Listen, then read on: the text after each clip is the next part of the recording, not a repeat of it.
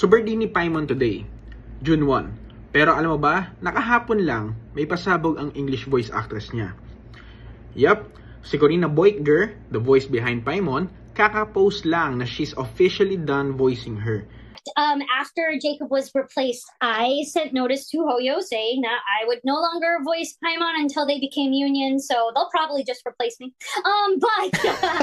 Praising yourself? Really? The timing? Isang araw lang bago ang birthday ni Paimon. Parang may pinapatamaan, no? Wow, this is really awkward. Coincidence nga lang ba? O, baka naman silent statement niya to na parang sinasabi, I gave life to this character. I deserve to be heard.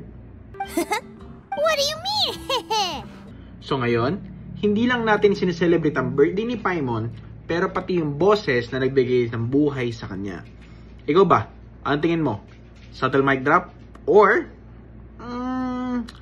ito na yung sinasabi niya parang goodbye na talaga. Kasi parang alam niya na napapalitan siya di ba? Or pure bad timing lang. Well, we don't know. So comment down below at gusto namin marinig ang take mo. So don't forget guys, today is Paimon's birthday, so check out her merch. Chicken.